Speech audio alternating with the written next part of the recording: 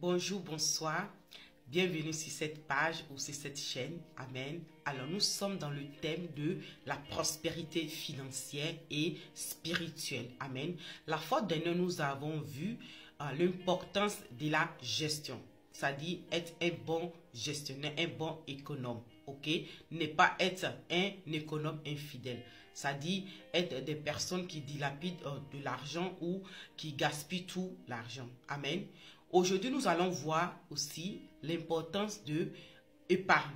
L'épargne ou de mettre en réserve de l'argent pour une quelconque situation qui pourrait nous arriver ou même pour investir. Amen. Donc, pour cela, nous allons voir un passage dans le livre de Proverbes, chapitre 20, verset 21. Allons lire le verset. Alors, autant pour moi, c'est chapitre 21, verset 20, qui dit: des précieux trésors et de l'huile sont dans la demeure du sage, mais l'homme insensé les engloutit. Point. Ça, c'est la version Lue seconde.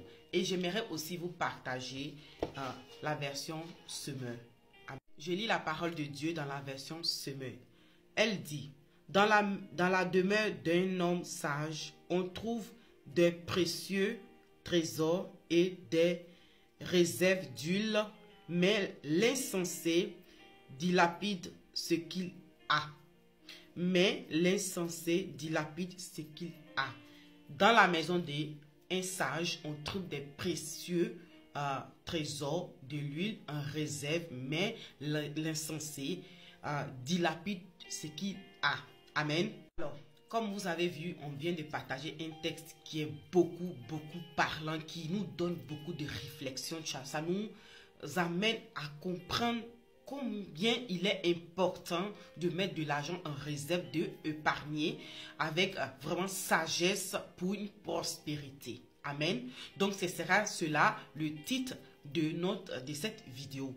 Oui, épargner avec sagesse pour la prospérité personnelle ou aussi voilà, pour investir. Amen. Alors, comme la Bible nous fait comprendre, elle nous invite à aller prendre des instructions vers la fourmi. Amen.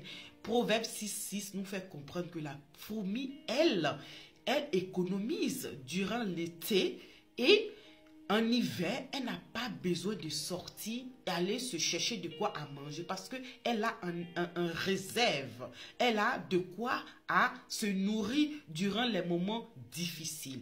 Amen. Alors, j'aimerais vous partager aussi un petit... Ce texte nous fait comprendre, il dit: des précieux trésors et de l'huile.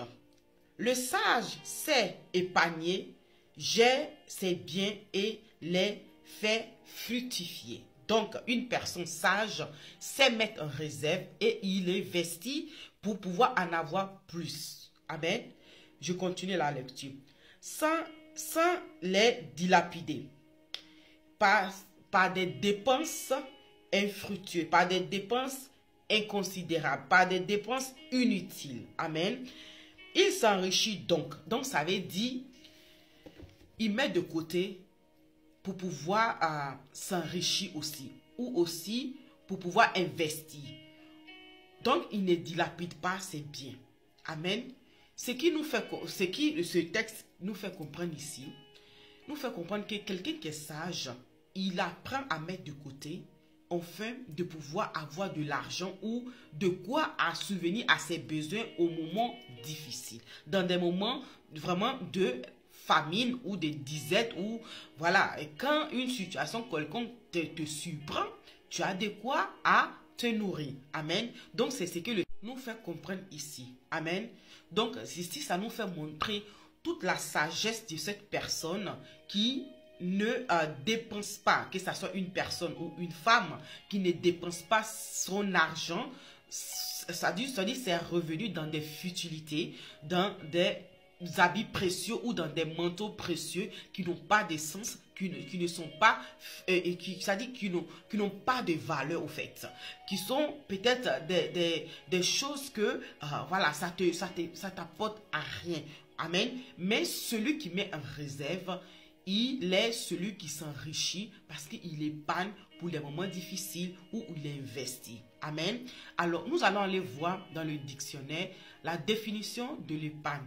Allons lire le texte. Larousse nous fait comprendre mise en réserve une somme d'argent.